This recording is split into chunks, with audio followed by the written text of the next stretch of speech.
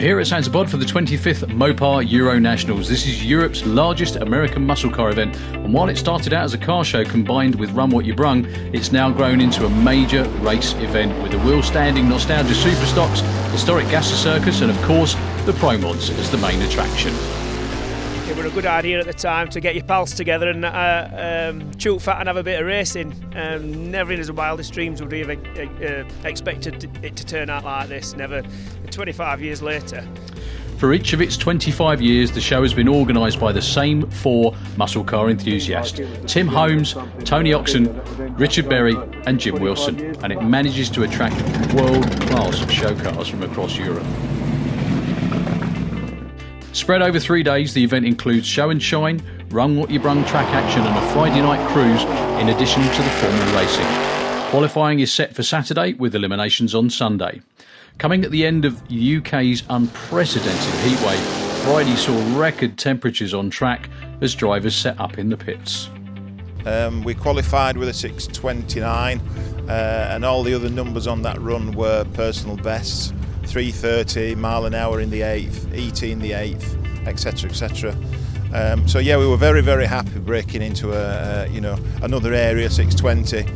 We've changed a few things for this weekend, but not too many, I hope. And we know it'll make a difference. We're not sure quite how much yet. I guess we'll find out probably after the second run. The first run's going to be a bit of a feel and see type run, and then the second run we'll get hopefully a bit of a tune in there. The track is obviously it's helping, isn't it? Yeah, it is. We never complained about the track previously anyway, but there's a noticeable difference. You know, I said it a couple of months ago. The first couple of runs down the track felt different, and a lot of other people are saying the same, that it's noticeable and it's consistent. And I think the summer that we're having is making a difference as well. You know, the weather conditions and tuning conditions are very similar from one event to the next, so that's helping. It's certainly helping us, and I know it's helping other people as well, the way they tune the car. And with the track open for Run What You Brung, it was a chance for the BA Racing Hot Rods to put in a final licensing pass for new driver Andy Wright Jr. So this is going to be his first full pass in anything faster than a 13-second road car, and it must be nerve-wracking to say the least. Looking straight, smooth, all the way, 6:34, 227 miles an hour. I'll say that gets him licensed no problem at all.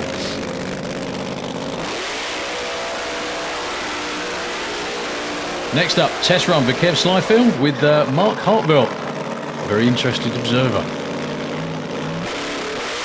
Instant tyre spin off the start line. As we go into qualifying, a look at the entry list shows a few missing drivers. The new ICE engineering car is not quite ready yet. Chris Isaacs had to withdraw after finding mechanical problems, unfortunately, the day before the event. And would you believe it, after 4 weeks without rain, the weather takes a nosedive. There's a 35 mile an hour headwind to contend with, it's a lot cooler, and there's the ever-present threat of showers.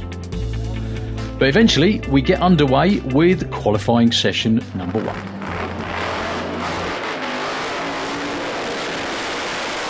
So debut burnout in any kind of competition for Andy Wright Jr. with the hot rod. This car has run down into the 6.1s, very, very respectable licensing run though. 6.3 was pretty much unheard of. So here he goes, his first ever qualifying run in the hot rod.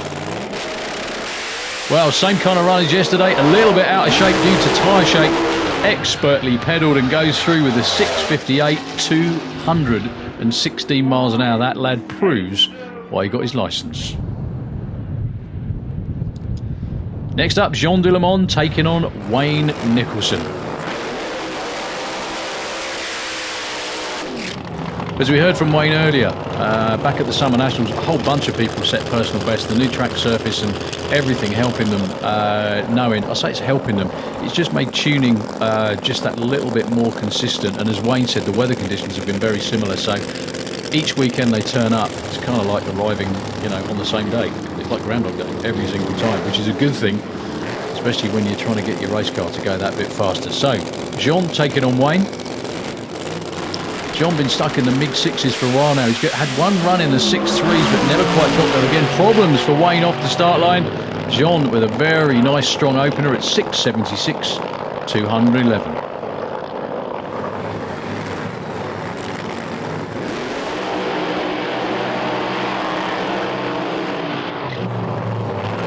Kev Slyfield taking on the most recent winner of an MSA Pro Mod event, Michel Turan.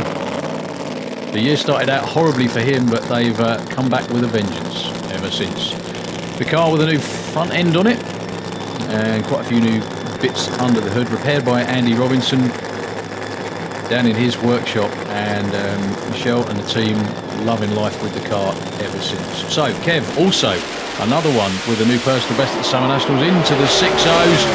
Very even indeed. Looks like Kev was pulling out, but then a pop from the blower released the chutes as well. Michel Turin gets out of it early at 6.36.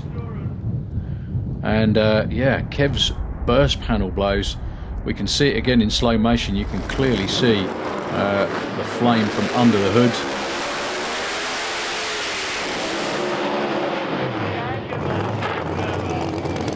So next up, Andy Robinson taking on Bobby Wallace with the Willis, but problems were just about to surface for Andy backing up from the burnout, and he would be shut off. It's Bobby on his own with that incredibly consistent Willis. I can almost tell you what this car's going to run every time it pulls into stage. It will be a 6.2, mate, occasionally, now very happily for them, dipping into the 6.1s. Another storming pass for Bobby. 6.24 at 2.21.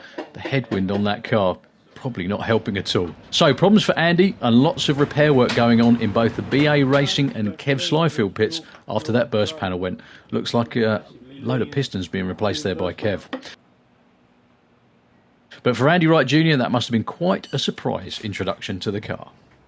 You know, yesterday we wasn't supposed to go that fast. But yeah, it was pretty good, to be fair. I was pretty surprised. The thing that surprised me was the fact that I almost thought, oh, they've almost put a throttle stop on it. It's a really soft tune. It's just gone straight down the track easy. Then I saw the time. Yeah, it was. We calmed it down a bit, but it was good. Yeah, it was pretty fast. So. And the 6.5 today, you're not number one, but you're certainly in there. Different people have had different problems today, so it's all to play for. Yeah, we're in at number 3 at the moment. We had to pedal it a little bit. We had a bit of tyre shake, but we'll be all right on the next one, hopefully. Well, Andy Robinson seems to be sorted for Q2, and indeed he's first out on the racetrack.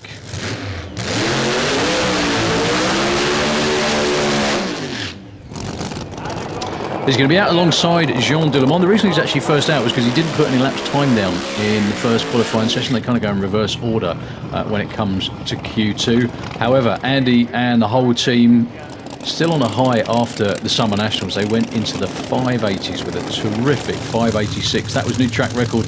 You're going to be hard pushed to duplicate that today just because of the severe, and I do mean really severe, headwind. It makes the cars work much harder. Taking on Jean Delemont, looking to improve on a 6.7. Andy, no mistake whatsoever with the NGK car, long gone to a 5.91 at 2.42. That is an outstanding run on any day of the year. However, into that headwind just makes it all the more impressive. Jean with an improvement at 6.69. So, 2 strong burnouts for our next pair. The Willis of Bobby Wallace and the very impressive Mopar of the Pro Dutch team.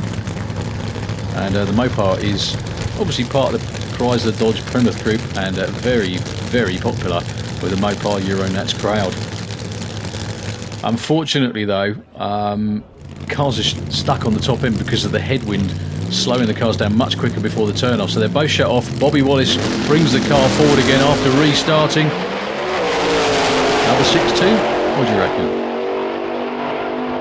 6.26 at 2.25. I keep saying that, but it's just unbelievable for any of these cars because they run so quick to make that kind of consistent performance.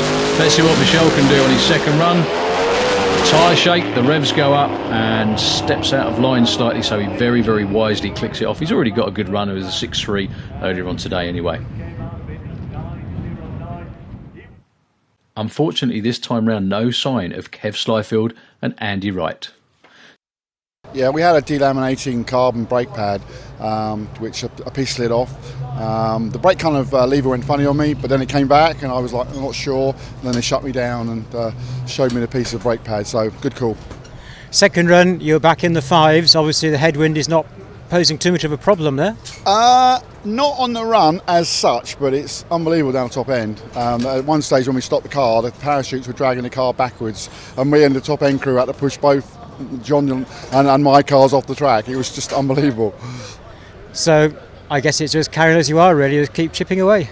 Yeah, I mean we're a few hundredths off, but that's not surprising. We went out reasonably soft anyway, and then with the headwind anyway. So yeah, no, we're real happy. So it's early evening and time for the final qualifying session, but just look at the black clouds and the forecast for tomorrow, unfortunately, is getting worse by the hour.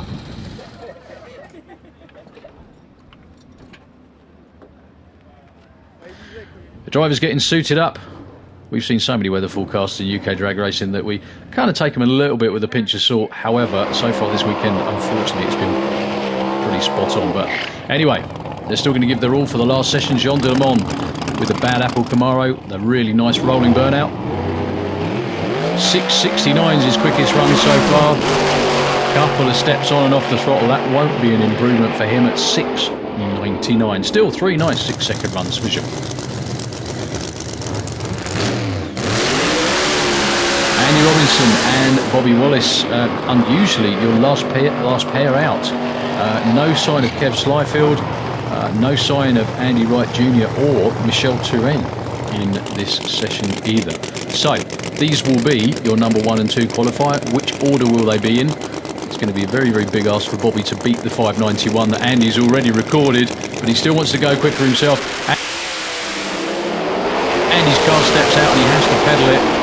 Nails it still all the way through though. Quickest run of the weekend for Bobby, 6.21, but his slowest speed at 2.17. Andy with his first 6.0 in a while, but we can see in the replay that's because the car made a big move on him and he had to pedal it. Still goes 238 miles an hour though.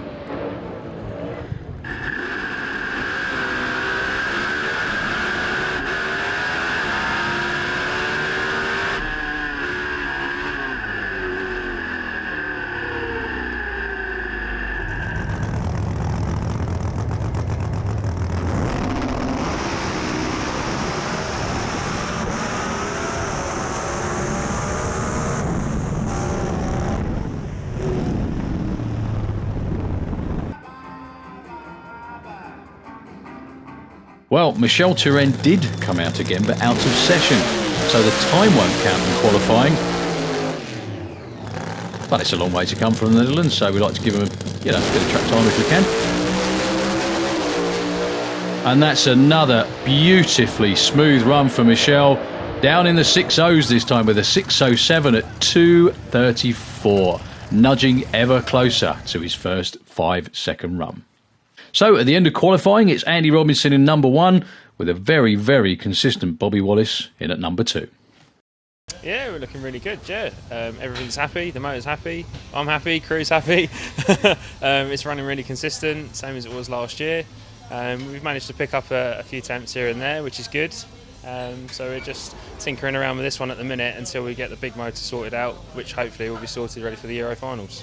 Is it still basically suspension tuning that they're doing at the moment? No, it was more clutch tuning that we were doing over the winter, which has given us an extra tenth or two on this motor. So hopefully we've got good things to come with a big motor, hopefully. Well, every time we come around here, it's in bits and pieces, but that's just part of the course with these cars, isn't it? So how's it going after that last run? No problems?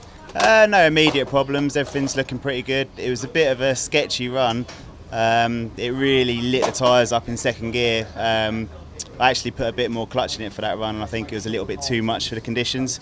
So that's why it was so loose and Dad had to lift. But 6.01 with a lift, pretty good. We've obviously had this new track when it's been very hot, and we've had it when there's been lots of big cars going down. It's a slightly different event now. People always used to say, oh, well, it's always a different track for the Mopars, but how have you found it with a concrete track with the Run What You Brung cars on it?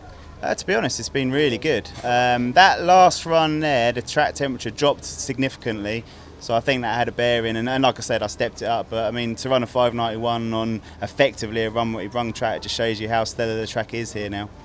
So, weather permitting, we're looking for something similar tomorrow then, I guess? Yeah, we'll be looking to step it up a bit. I mean, we need to be sensible and go rounds, but I think we might have a bye run at some point. So we've got a bye run. It's an opportunity to try and set the scoreboards alight.